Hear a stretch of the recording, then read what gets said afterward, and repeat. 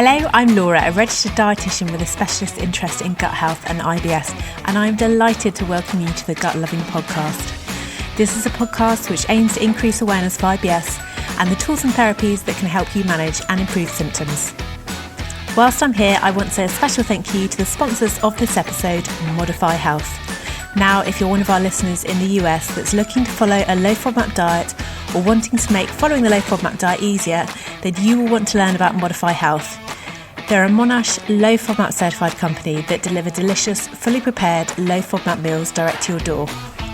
Now, Modified Health meals are prepared by chefs and delivered fresh to all 50 states across the US.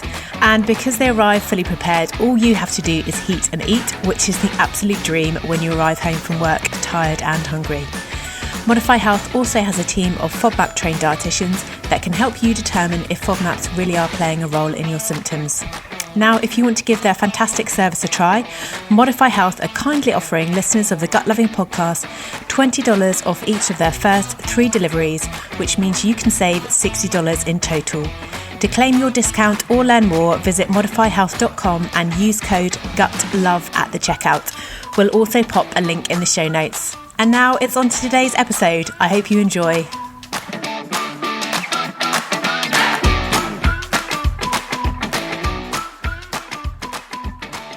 So hello and welcome back. After a summer off, we are delighted to be back here recording season 4 of the Gut Loving podcast. So welcome. And I'm here today with Huelya. Hello, Huelya. Hello, Laura. It's been too long. It has been, we say it's been a long time. The summer's actually flown here. And it's September and the season is changing to autumn. So full steam ahead. We've got lots of fantastic guests and topics lined up for you over the next 10 weeks. If you're new to the podcast, a really warm welcome. And if you are a returning listener, then we are honoured again that you're tuning in. Just a quick note, if you are new to the podcast, we had a question recently about whether the earlier season, so this is season 4, whether it was worth going back to seasons 1 and 2 to listen to the episodes. And my answer is it definitely is. Definitely. In seasons 1 and 2, we cover all the basics of IBS. So what it is, how you get diagnosed, and some of the basics on symptom management. All of that information is still absolutely valid. If anything ever changes, we'll keep you updated, but it's definitely worth a listen. And also, I think we hope you find it entertaining because we've got so many listeners who say, oh my God, I started with one and then I binge listened all the episodes. So which was really cute to hear. And hopefully you'll notice that our recording quality has got better over time. Yes, too. hopefully. Yes, hopefully it has been better because that was one of the biggest issues that we had. We were so devastated over the comments and, the technical problems that we had, but please bear in mind, we are not professional sound engineers. We don't know how to do this. We kind of just had to start with an iPhone in the middle of us with a headphone that one had but like earbud you had in your ear and the other one I had that started so please. We were basic in those days, but that's how podcasts start, with one iPhone in a lounge. Yes. And now we're on 2 computers and we're actually living in different cities now. But with the help of some podcast software and a couple of microphones, we're hoping that the sound quality is now notably better. So how was your summer, Huelya? Any news from your end? How's things in London? Yes, I mean, in London, we are now, obviously we are talking COVID era, and now we are in September 2020, and we had some loosening of the lockdown restrictions. So we are able to meet with maximum of 6 people from different households. And I have seen my lovely colleagues on Monday for the first time in a venue, like in a pub in London. Wow. I haven't seen them in 7 months. It was beautiful to kind of see them face to face. And I don't know, it felt like a different world. I still think that my brain still doesn't get what's going on. I really don't understand it still. Yeah, I mean, it's been 2020 has been a year of surprises, not nice ones either. I think I've definitely noticed at the moment there is what I'm going to call a collective funk.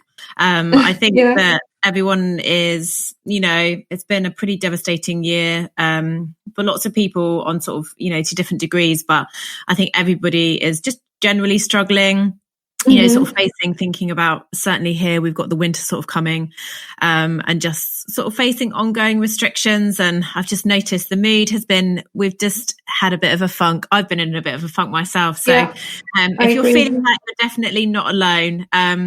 But what I will say about one thing I've really appreciated during lockdown has been obviously tech, being able to sort of keep in contact with people, but also podcasts. I've been sort of taking out podcasts every day on my walks and really enjoying them. So, we hope that this new season provides you with some some company, maybe, shall we say? Yes, company. During we are with you. So before we get stuck into today's episode, I just wanted to pass on a tip from one of our listeners. So this was from Shari. Shari, I hope I have said your name right. So Shari is one of our listeners from Canada. And she referred back to one of our episodes in April last year when we talked about the anxiety that comes from needing to rush to the toilet when you're out and about or traveling and not knowing where the nearest toilet was, and the anxiety that brings in itself, and then feeling that you're not going to get to the loo in time. It's that sort of vicious circle of the anxiety IBS cycle. And she said it got her thinking about her reality and how great it would be if there was an app that showed you which toilets were near you. Anyway, she did a search and she found that there's actually 2 apps, certainly for Apple. So if you've got an Apple or iOS phone, that lists between 150,000 and 190,000 toilets, I think worldwide. Wow. So she sent me a link to the apps and I actually downloaded one onto my phone the other day. And it reliably listed all the toilets that were where I was, which was actually at home, but I actually the city centre. So it actually listed all the toilets that were around the city centre. One was 5 minutes away, one was 7 minutes away.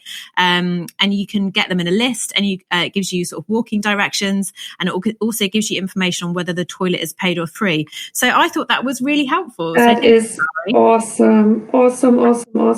I did have an episode on, what was it, like Saturday, was with a friend, and then they were like, I have to go to the toilet like really badly. So what we did was we went into a pub. There was a guy at the front of the pub and who wouldn't let us in. And they were like, oh, yeah, are you here for watching the game? And we were like, yes, whatever. So I quickly got an espresso because that's quick to drink, while my friend was rushing to the toilet. I mean, under normal circumstances, we would have just kind of gone in any random pub, but we were looking for 5 minutes and we didn't know where to go.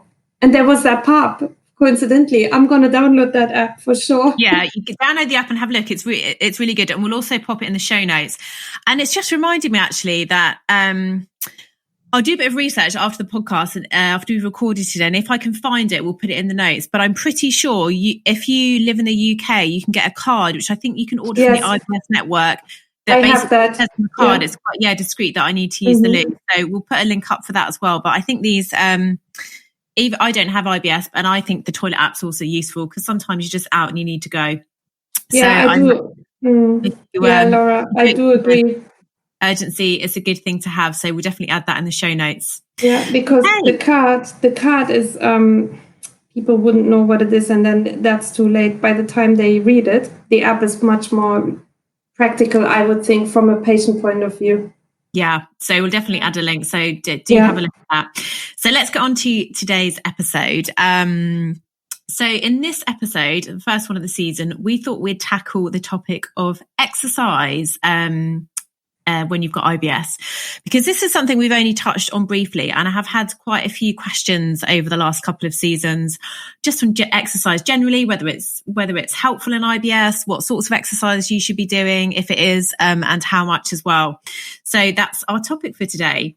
So what's your thoughts on exercise and IBS, Huelya, from your perspective? Yeah, you know me, I'm a little bit of a couch potato, and I know that I never drank enough water, and now because of you and due to you and thanks to you, I'm drinking my 3 liters a day, and I'm very religious about it. And I also know that I'm not doing enough exercise. So I am aware of that. But then again, there are lots of kind of questions that we're going to go through that were close to my heart, because I always have this guilt that I'm not doing enough. And then again, I used to integrate physical activity into my way of living. So I don't have a car, I don't have a bicycle, but, I walk everywhere. So, Laura, I think that's kind of probably I'm doing things right, because I'm making an effort to, even if I don't think that that's sport or physical activity, I actually would think that you would say, oh, actually, that's not bad, because if you're doing 9,000 steps per day on a normal day, let's say non-COVID times, and, on the way to work, on the way back from work, going to the supermarket, doing everything by foot, then I don't know, maybe that would be a good thing. And so we'll cover all. Yeah, we'll definitely cover what counts and what doesn't. I think it's a really good point that, activity levels have definitely changed during COVID. Before I would be walking to my co-working space, or I was actually a member of, if not a gym, then a sort of a space where you could go and do sort of classes. And then obviously as soon as lockdown happened, first of all, we had restrictions on obviously how often we could go out and what we were allowed to do. So you were allowed to go out once a day to exercise. But yeah, obviously everything's changed at home more, so not walking about or not sort of moving about as much. So it's definitely changed. So we can also sort of have a chat about exercise within this sort of context of the new area that we find ourselves in. But I thought, first of all, we would start off with a bit of discussion around just the get my words out in a minute. So to have a discussion about the effects of exercise on the gut generally, and then we'll focus a bit more on IBS.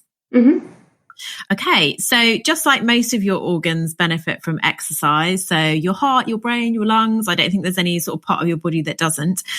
Your gut also benefits from exercise too, and it benefits from it in a number of ways. So there's direct effects on your gut health. So what we know from the research is that exercise reduces gut transit time. In other words, how long it takes food to get from entry to exit. So essentially it keeps waste moving through your gut. And you might have had this experience already. So sometimes people notice that if they go for a run, or they sometimes need a poop mid-run, there's definitely something known as runner's diarrhea, and we'll cover a bit more on that later. But generally speaking, exercise does help to keep sort of waste moving through the gut. And so the obvious kind of conclusion from that is that exercise can help prevent constipation.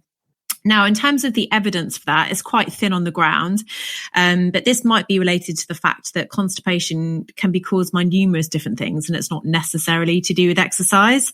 However, the general consensus is that exercise does help with sort of moving things through the gut, so it's a good thing so far as that is concerned. It helps to keep you regular. So another benefit of exercise is related to bowel cancer risk. So the mechanisms aren't fully understood, but there's quite strong evidence to suggest that regular exercise can protect against colon or bowel cancer. So there's lots of things that can influence our risk of developing different types of cancers, and many of those factors aren't in our control. So genetics play a role, our age and gender play a role for some types of cancer. But there are also lifestyle factors involved. And the evidence that we do have shows that exercise can help to protect against colon cancer. So that's a really good reason to make it part of your lifestyle. As I said, we still don't know why this is, but experts think that it's potentially down to the fact that exercise reduces the amount of time that potentially harmful substances might stay in contact with the lining of your gut. So that is again to do with sort of how quickly things are moving through your gut. Other researchers think that it's to do with the fact that exercise sort of keeps the cells lining your gut healthy. But whichever it is, it's a good thing. Thirdly, this is something that might be interesting for people who suffer with bloating and gas. So there's a couple of studies that show that exercise or physical activity can actually help to move gas through the gut. And I'm going to talk about an amusing study about that later on. But yeah, if you're somebody that struggles with abdominal bloating or tummy bloating and gas, you might find that movement is helpful for that reason. And the last thing is to do with your gut microbiome. So you might remember some conversations that we have had about the gut microbiome before. So essentially the gut microbiome is the collection of all the microbes that live in your gut and the genes that they control. Now, there's some evidence that IBS is associated with changes in the balance of bacteria in the gut. So some studies show that people with IBS have fewer types of beneficial bacteria than people without IBS.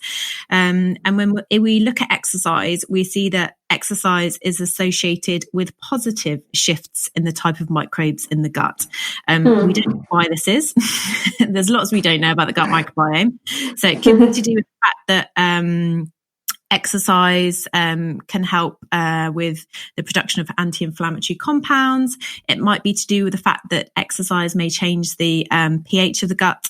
But we know that regular exercise is associated with positive shifts in the gut microbiome.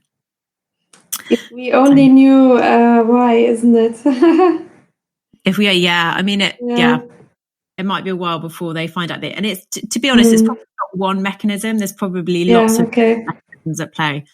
And then exercise can benefit your gut health indirectly too, because it has positive effects on your mind. So I think most people probably recognize that exercise can help with stress management, whether that's going for a walk in nature or having a jog after a rubbish day at work. It can actually help to relieve stress.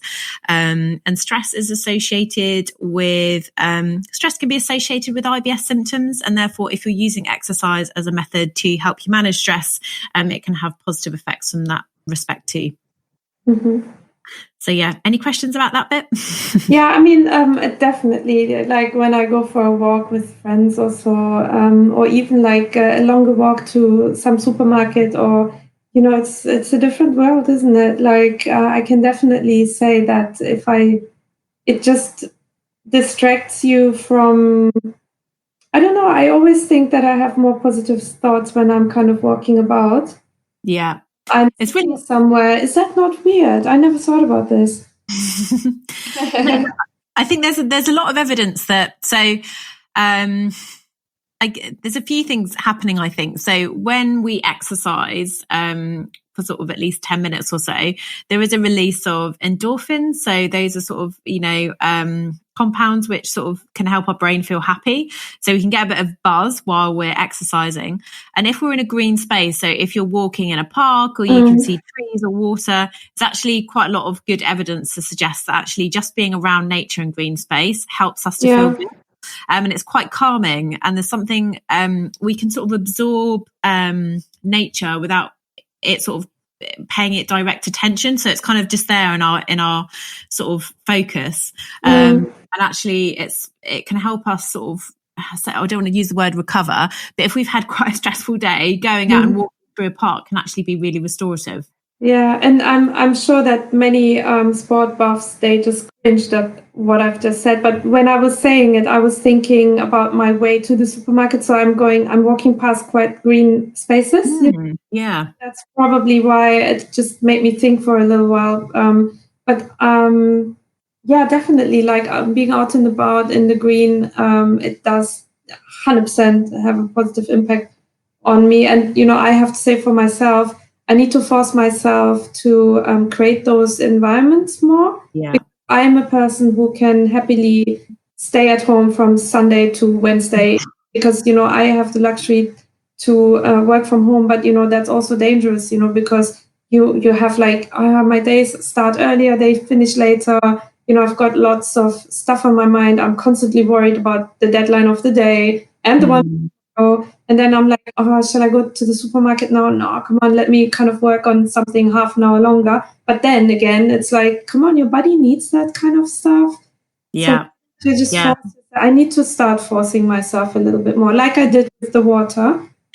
Yeah. It's part of my life.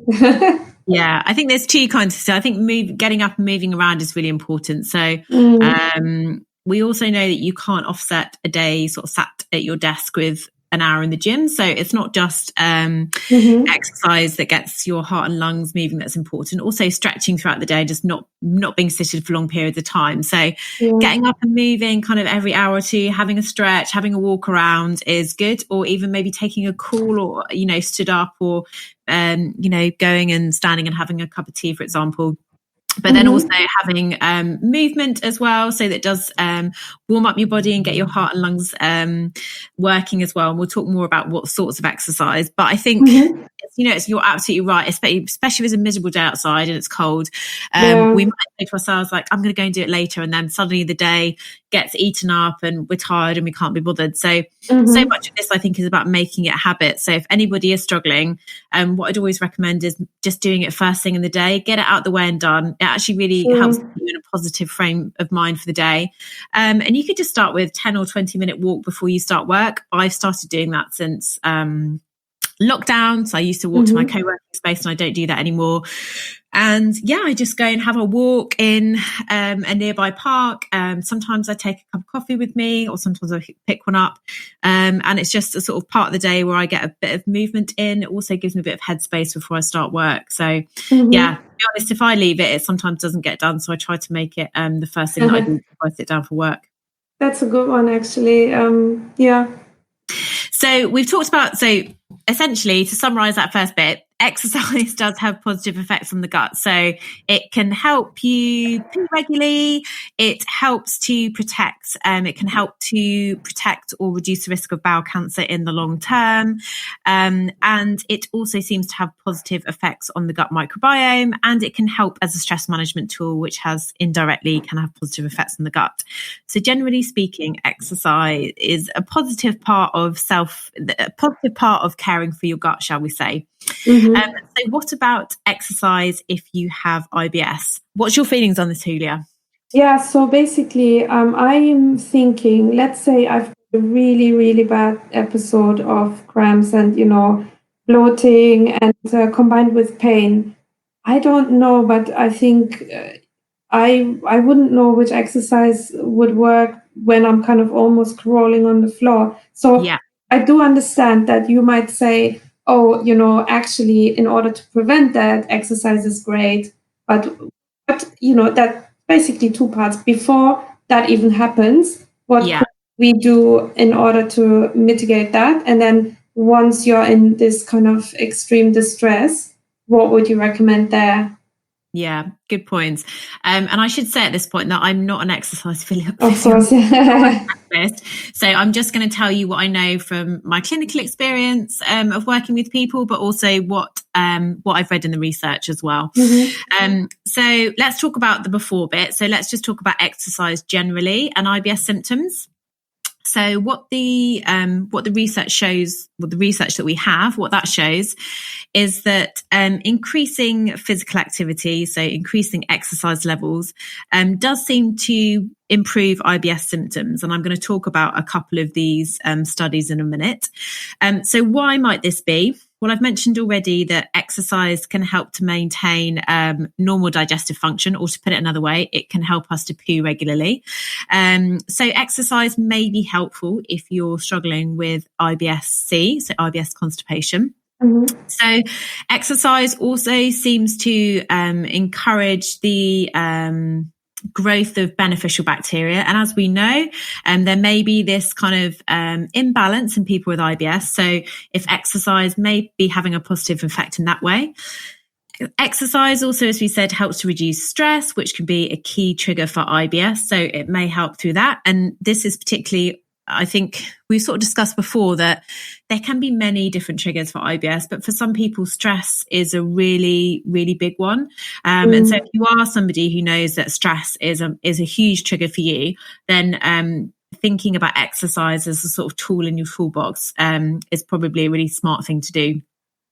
And I think more kind of, if we think more broadly than sort of just symptoms like gas and bloating, which are obviously very bothersome, but people who've got IBS do often really suffer with fatigue as well, and potentially stress and anxiety.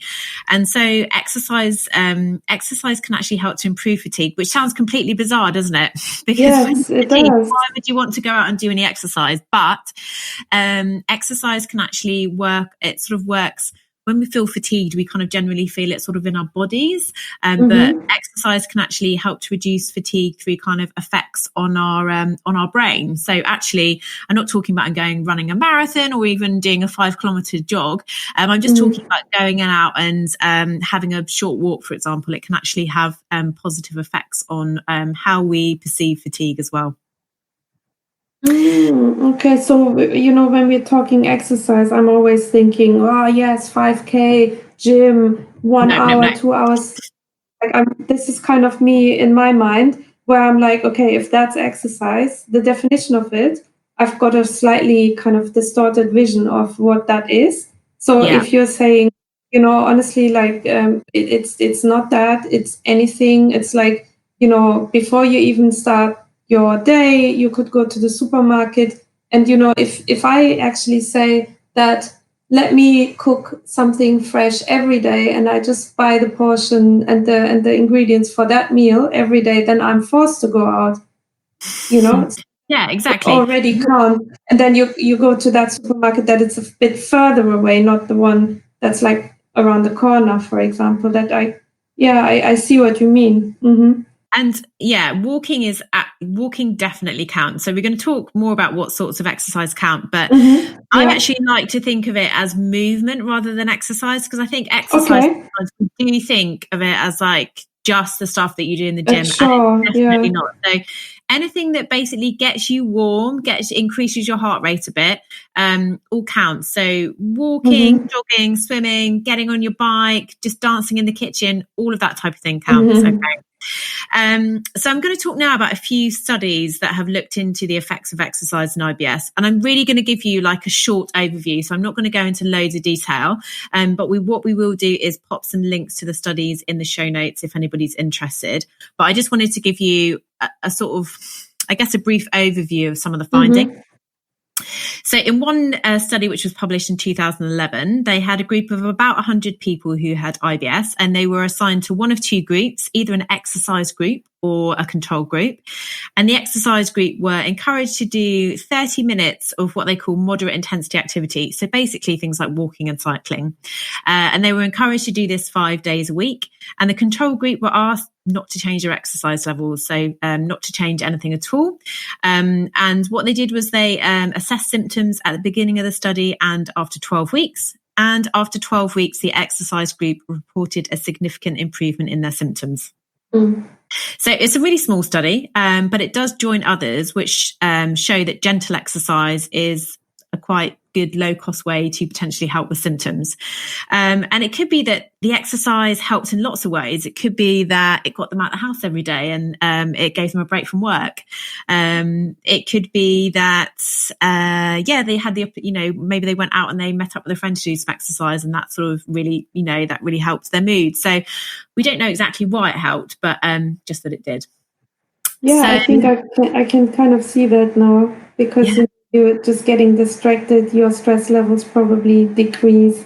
You get like if you are walking around in green spaces, you get kind of stimulated by that. You get calmer, etc. Yeah, I can see in my mind how that now could help. Yeah. Positive effects. So the next study, again, it was a small study. So they're all small studies. So we can't draw any massive conclusions from these. And a lot of them maybe only in women, for example, or college students, which quite often happens with studies. But I think they're interesting to discuss. We just can't see them as they're not necessarily going to be true for everybody. But I think they're sort of helpful indicators of what may happen if somebody does start to increase the amount of movement in their life. So this next one was interesting because it's about steps and walking, which is what sort of you mentioned at the beginning of this episode. So some studies have shown a link between step counts and IBS symptom severity. So this was a study, I think it was in Japan. Again, it was about 100 people with IBS. So they were university students, and they were given a pedometer to measure their daily step counts. They were just sort of told to go about their days. And then their part of the group were asked to increase their steps. And their average before was about 4,000, and they were asked to aim for about 9,000. And what they found was a few weeks later, those who had increased their step counts reported a reduction in the severity of their IBS symptoms. Mm. So that's interesting. So that's basically just based on walking. I told you earlier that I was going to tell you about an amusing study to do with gas. So this was a really small study. So this was in 2006. And the researchers recruited 8 people. So 7 of them had IBS and 1 of them had functional bloating. But the people with IBS, one of their main symptoms was bloating. So basically, 8 people with bloating. And what they agreed to do in the study, they agreed that they basically they would put gas into their bottoms. So they were, or was it into their? No, they must have. I'm trying to think. I actually don't know the detail of how they put gas into their guts, but it actually says that they infused it into their jejunum, which is the small intestine. So I'm thinking it actually went through the mouth instead. So essentially, the group of 8 volunteers had gas infused into their small intestine for a period of 2 hours. So it's pretty intense. And then what they did was measure how much gas they were excreting. So they must have had a collection measurement at the collection pack at the other end, and they also measured the individual's perception of how gassy they felt, and also their abdominal girth. So they sort of measured physical distension as well. Now, they did this test twice, and they did it once when the participants were at rest. So I think they were just sort of lying in a relaxed position. So they had the gas infused into their small intestine over a period of 2 hours, and they had to sort of report on how gassy they felt. They looked at how much gas their bodies excreted, and also their abdominal girth. And then they repeated the study, and this time they asked the participants to be on an exercise bike and to do some pedaling. So it wasn't really intense pedaling, just kind of sort of quite moderate, gentle pedaling. And to do that they had to do it for 5 minutes at a time, at every 40 minutes. So they probably did it 3 or 4 times during the 2-hour period. Then what they did was they measured how much gas was retained and how much gas was excreted during both conditions. And what they found was during the when they did the study where they were cycling, they actually cleared more gas from their intestine than when they were lying down. Sense when you think about it, with the fact that exercise has effects on gut motility, but it's interesting. And they actually this was a study that they'd first of all performed in people without IBS, and they found that gas excretion was increased when individuals were cycling versus at rest. And they thought, okay, actually, let's try it in people with IBS now. And they found a similar finding. So yeah, it's interesting. Because that would mean do that study, but anyway. I think I'm quite brave, but I wouldn't have done that. But yeah, it's fascinating, because I'm thinking, so did they probably feel less pain because they were less gassy in the end as a result, Yeah, so gas retention, so when they were at rest, gas retention was greater, and it was also associated with more abdominal symptoms. And the reverse was true when they were exercising. So during the exercise condition, there was less gas retained. There were fewer abdominal symptoms as well. Yeah. I would have, yes. And the last study that I just wanted to mention was one that we've spoken about before on the podcast. So this was a yoga study, or a study that involved yoga. So this was published in 2018, and the researchers compared the effects of a low FODMAP diet or a yoga-based program in about 60 people. So the 60 people with IBS, they were, I think they were randomly assigned to either receive the FODMAP diet, or to be taught the FODMAP diet and to do the FODMAP diet. And then the other half of the Participants attended a yoga class twice a week and were given some yoga. I think they were given some home practice to do as well. And the FODMAP group had 3 sessions with a FODMAP trained dietitian. And after 12 weeks, both groups reported in on their symptoms, and they did at baseline as well.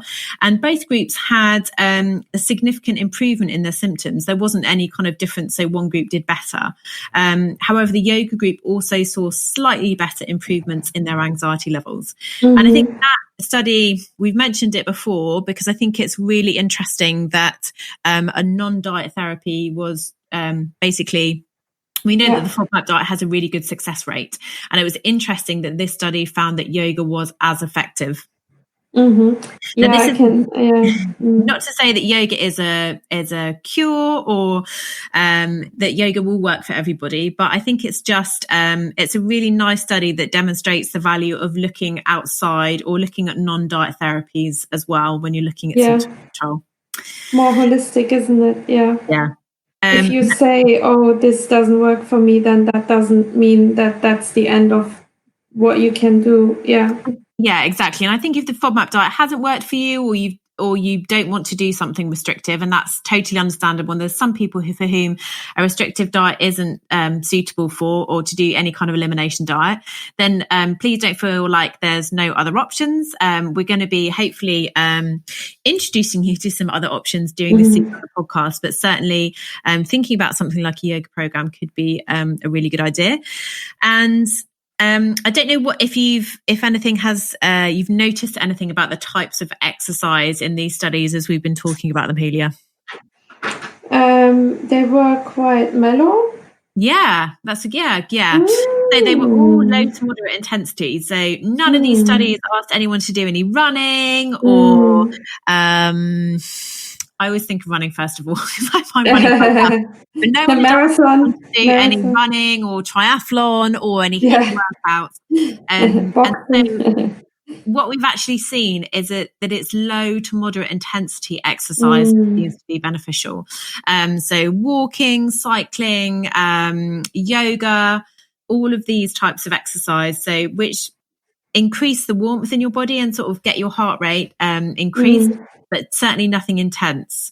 And actually the point that I wanted to make, or what I want to sort of make clear now, is that actually at intense levels, so HIIT workouts, sort of quite sprinting or sort of running, basically anything which sort of really is very intense may actually increase your symptoms. And this is because at very intense levels, exercise can be pretty tough on the gut. I'm talking about the type of training that you might do if you were training for a marathon or taking part in a triathlon, or maybe if you were doing sort of HIIT style workouts, so like burpees and mountain climbers. So if you're doing like 30 training multiple times a week.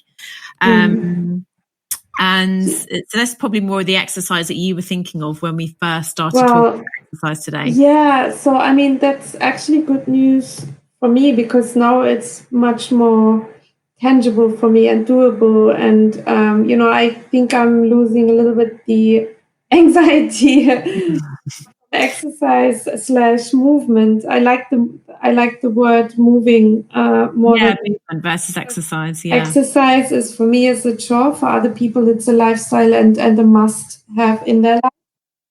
But one question, you might not have the answer, but for those people who for those listeners and patients who are loving the gym, what would you recommend? Like cardio? Is that like?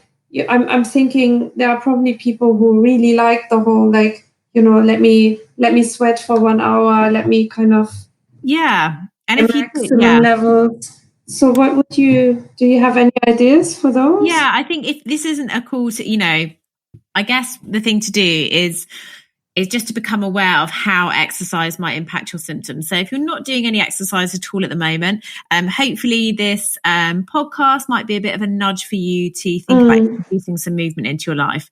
Equally, if you're someone that absolutely loves exercise, you're already on board with it. What I would say is maybe just take note of how exercise impacts your symptoms. So some people might be able to do high intensity exercise and feel absolutely fine.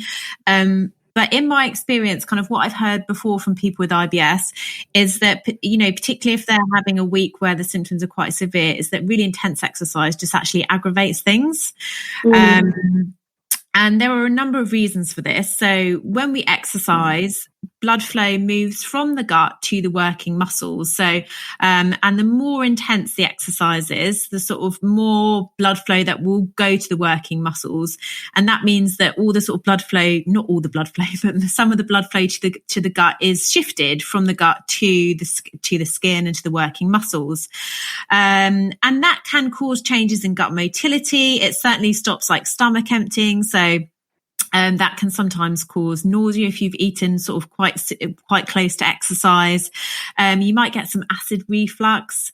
And as for the relationship between exercise and needing to poop, it's that if you're doing quite intense exercise, sometimes the combination of sort of changes in gut motility and blood flow, and also just the kind of mechanical stimulation of the gut, can actually make you need to rush to the toilet. It's this kind of combination. And actually, if we look at what's really interesting is if we look at studies of sort of long distance runners and triathletes, up to sort of like 90% of those types of athletes do report gut symptoms like nausea, cramps and vomiting. And so there's also, I think it's running, which actually has like some of the, is sort of known for having some being associated with sort of the most gut symptoms.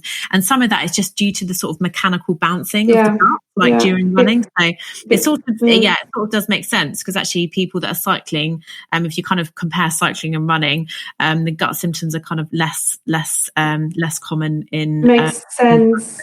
Yeah, it makes so much sense. And, if you say that the percentage of those who experience those kind of symptoms is incredibly high, like those people, they can't all have IBS. It's impossible. No. They may be kind of outside of exercise, doing these really intense, and it might not be like during their normal training, but it's sort of kind of like, and also during race day, you obviously have excitement and nerves, and we know it can make you want to go for a poop as well.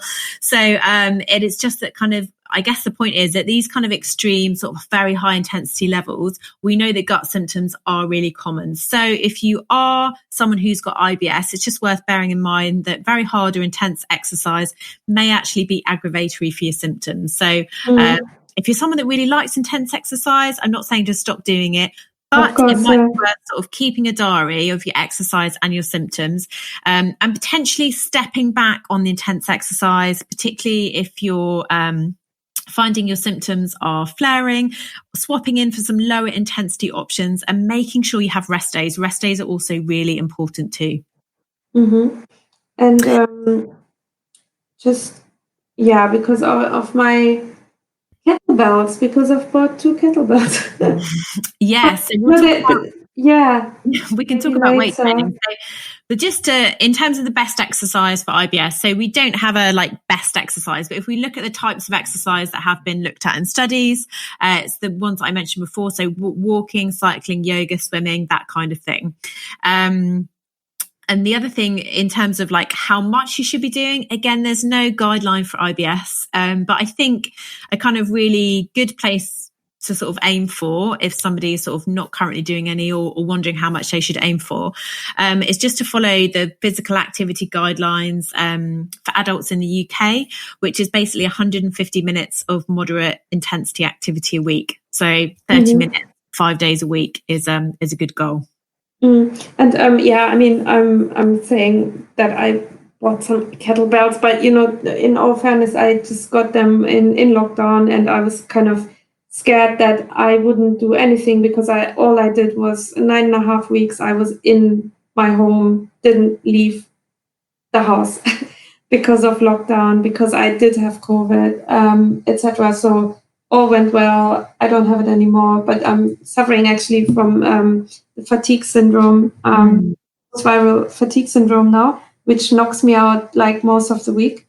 But these kettlebells I got because of my neck, and I'm not kind of using them every day, for hours. I'm using them for maybe a few minutes to sort my neck out, and then that's that. So yes, they are high intensity. They're quite heavy as well compared to my body weight, But so I guess what we to sort of remember with strength exercises, so maybe obviously with kettlebells, if you're doing loads of kettlebell swings, that will also work your heart. But if you are sort of lifting kettlebells, like most of it is sort of working your muscles or kind of working on the strength side of things. So if I'm going to put a link to like an infographic for the physical activity guidelines in the UK.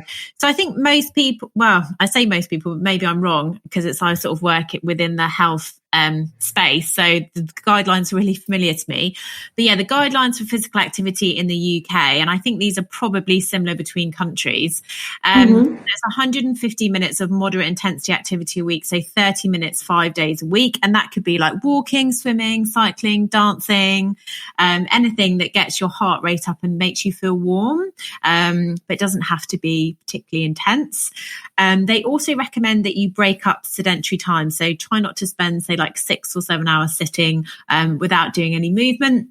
So it's going back to what we said earlier. So just for your body, like getting up, having a stretch every couple of hours, like, maybe if you can take a call and you can sort of stand up while you're taking the call. That's another way to sort of get a bit of movement into your work day.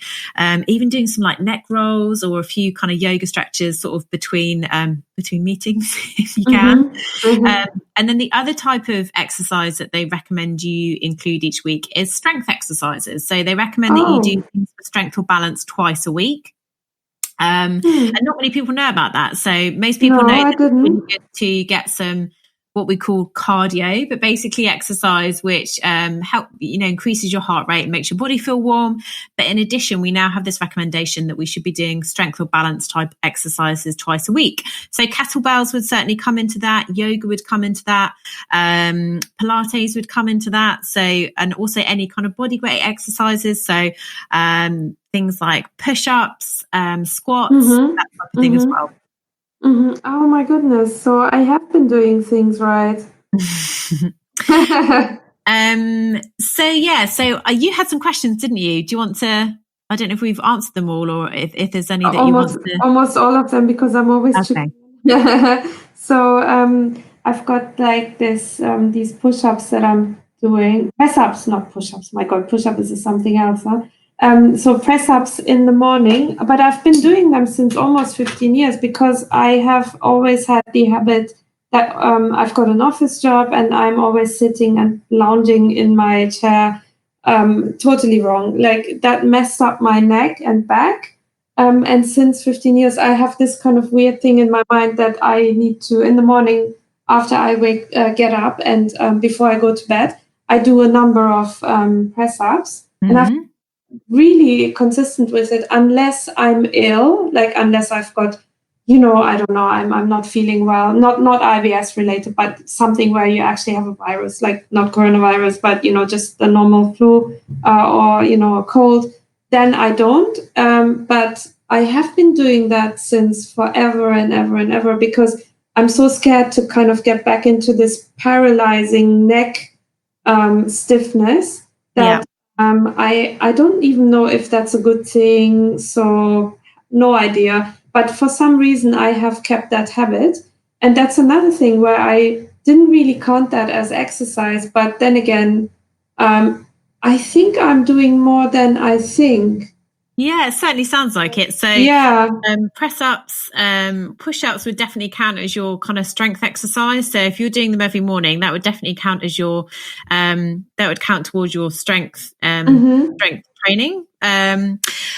What I will say, what's really interesting about what you just talked to me about is the habit side of things. So earlier on in the conversation, you sort of said, that you weren't sure, it was really, you were going to have to force yourself to do this. And what we could, it isn't relevant to IBS, but I guess it's relevant in terms of introducing new habits that might be helpful for your IBS, is to have a bit of an episode on habits and how to build good habits. And if anyone's interested in that, do give us a wave on social media or drop us a note to say you'd be interested in that episode.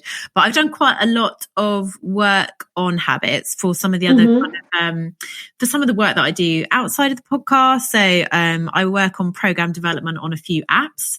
And so I've been recently doing a project on what sort of constitute, like how we form habits.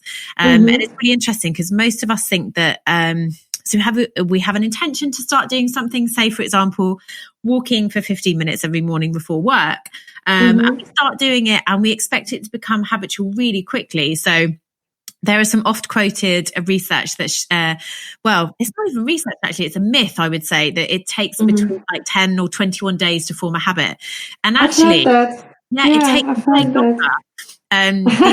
It takes more. There was a piece of research from UCL which found that on average, meaning some people take much longer, some people take a bit less, but it takes 66 days to form a new habit, a new health habit. That's about 2 months. And so when you first start doing something, it does feel abnormal. Like you do have to remind yourself and encourage yourself to go out and do it, because it's kind of outside of your normal routine. It may be something that's a bit, I don't want to say uncomfortable, but obviously if you're lying in bed and you're warm. Oh God, yes.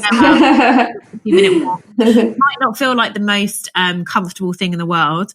And I'm pretty sure, I don't know if you remember back to when you started doing your press-ups, but I'm pretty sure the first few times you did them, you were like, oh my goodness. Oh my God, I'm dying. Yes, and the thing is that I needed, I always, for everything in my life, I need a big push, like a big turning point, a catastrophe that happens to me that I change path or change a habit. So this one was, Laura, I tell you, I was about not that old, let's say, and I was I could not move. Like if I wanted to look behind me, I had to move my entire body, and the neck wouldn't, the head wouldn't just move. I would be paralyzed. I would be at that point, and then I was like, well, that's not good. That's going to change. And that gave me the motivation. The fear of being paralyzed basically drove me to stick to that habit. Then I saw, to be honest, anyone who's listening, they might say, oh my God, poor Huelya, you actually did something totally wrong for your neck. But I was going to say, we can't, I don't know. Exactly. Absolutely. So absolutely. They might say, oh my goodness, that's such bad advice, but I'm not talking about advice. I'm talking about my story and how I did it. Yeah. And then I continued for some reason. The thing, what's really interesting is that is normally something that motivates people. It's when you suddenly get to a position you're like, I can't put up with this anymore. That's when you start doing something. That is always a really good motivator. But in terms of setting up habits, so expecting that it will take a bit of time, and also trying to, so if you want to start something new, always starting really simple. So rather than saying to yourself, right, I'm going to go out, walking for half an hour every single morning, because the best thing is to start small. So the best thing is to say, I'm going to go out 10 minutes and I'm going to go out on work days, for example. So just start with that 10 minutes. You're also going to have to set yourself a reminder, because we tend to forget things that aren't part of our habitual routine. So maybe setting a reminder on your phone or putting a Post-it note near your bed so you kind of see it when you wake up in the morning. Putting your kit out, so putting your trainers out is another good kind of trigger to get going on that. And also saying to yourself, trying to attach it to something that you already do in your routine. So for example, after I have my cup of tea, then I go out for my walk. Or for example, if you're trying to introduce a meditation habit, like after I've gone downstairs and fed the cat, then I will meditate. I don't have a cat. I don't know why I thought of that. To anchor a habit, to anchor a new habit to something that you do already can be a good way to kind of get started. And also tracking your habit. So this is another really big part of it. So if you're trying to, for example, walk for 15 minutes every morning, actually print yourself out a little calendar, or make yourself a chart, and every day that you do it, put a cross in the box. And there's something called, it's a psychological sort of hack, like don't break the chain. Like once you see those crosses building up, like you won't want to miss one, and see how long you can build that chain, basically. And what do you think about doing something beautiful while you're doing that almost negative thing that you think your head does, like, oh, I don't want to do it, but like, for example, I'm listening to your favorite album on the way, or 100%, something like that. I think it's so important, particularly with exercise, to find something that you like doing. So because that really is the way to make it habitual. So if you don't like jogging, or you really don't like circuit training, or don't do it. Start with something, start with walking. And if even the idea of walking feels a bit boring, take a podcast with you, listen to your favorite album.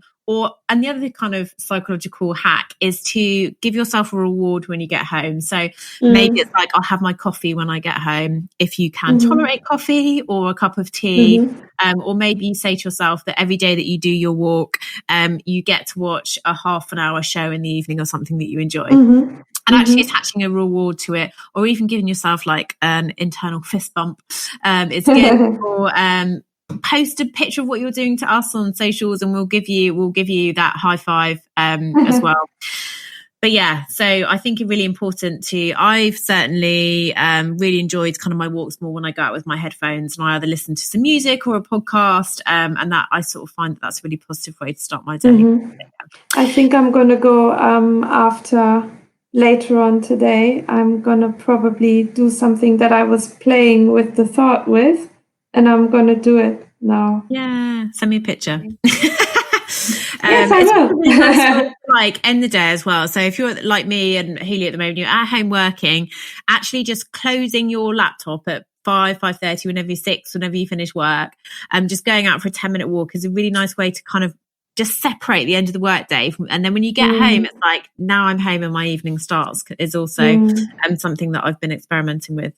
So I think we're almost at an hour, so I'm going to kind of wrap up, but I'm just going to make sure that we've gone through your questions. So you said when basically you were talking about having flare-ups and what the recommended activities were. What I'd say is, if you're having a flare-up, you don't have to do anything at all. But if you did want to do something, then something like walking or yoga, or even kind of like just doing some gentle stretching exercises, is probably what I would recommend if you wanted to try anything at that time. So kind of really low intensity. We've talked about what counts. So you wanted to know whether walking counted, whether steps, climbing stairs, all of that stuff, carrying heavy shopping bags home, that counts as well. Basically think of it as movement. So any movement is good, and try to think about getting variety as well. So, walking counts, but also I've been really enjoying doing 15 minutes of yoga before bed. Really helps to kind of unwind my mind, but also helps me to kind of stretch out after I've been sitting at my desk all day. I do like to go cycling, but I don't do it all the time. But try to think of having a sort of a good variety as well, and that, movement is more than running, for example, or going to the gym. And I think the only other thing, I don't think, was there anything else that we wanted to say? So we've talked about the best types of exercise for IBS, or what we know from the research. We've talked about sort of how much to aim for. So basically 30 minutes 5 times a week, and then try to get a couple of sort of strength or balance type sessions in twice a week as well. The types of exercise to limit or take more care with are your sort of high intensity workouts, sort of high intensity running, that type of thing. If you do like more intense activity, try keeping a sort of diary of your symptoms and exercise, and see if there is any sort of correlation between that. If so, maybe try stepping back on the intensity a little bit, and make sure you build in rest days as well. That's super important. And I guess my last tip is to do exercise that you enjoy and which makes you happy, because that's a really big part of making it happen. Exactly. Oh my God, I learned so much today. It's unreal. Oh, that's good. I thought I knew it all. I mean, I knew that I was probably going in the right direction with what I'm already doing. But, now knowing that that is actually a big part of what I should be doing, and I'm doing it already, that gives me confidence to maybe step my game up a little bit. And I think, if nothing else, you can see exercise or movement, let's say you can see movement as a way of being kind to your mind.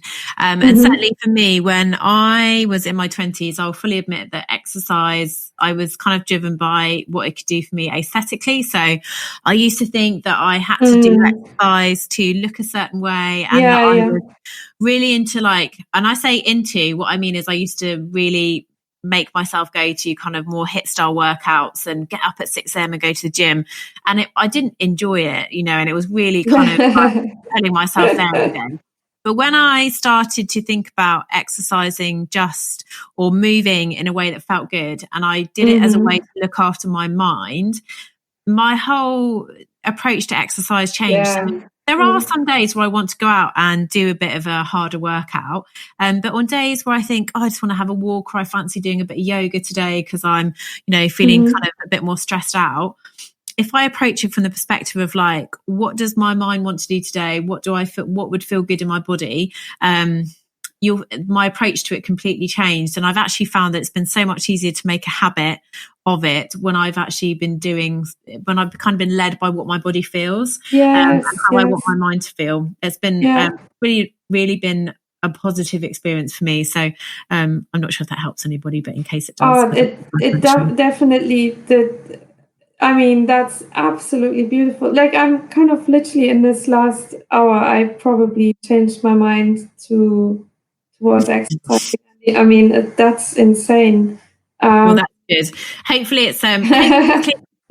I know what we didn't do today was we did kind of touch on the fact that for people who are training kind of quite intensely, also maybe people who are more kind of I'd say like professional athletes potentially, or who do sport professionally, and obviously we're not telling you to give up your sport, but I obviously recognize that for you there may be you may want to know more about if you are doing really intense exercise, and that is part of either your profession or something that you want to carry on doing.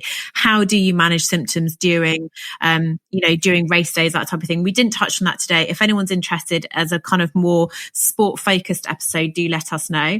But I hope this has been helpful today. In the show notes, we're going to add the toilet finder. I'm going to add an infographic about exercise, and I'm going to do some study links, and also a couple of links to some yoga classes I like, which are on YouTube and free if anybody wants to have a look. As always, if you want to find us, we've got our social media details in there. We would absolutely love it if you enjoyed the show, if you'd share it or give us a shout out. It really means a lot to us. And if you are enjoying the show, we would always appreciate a review, as it really helps people to find the show. So thanks for tuning in. We hope you got something helpful from the show today, and we look forward to chatting to you again soon. Chat to you soon, guys. Bye. Bye.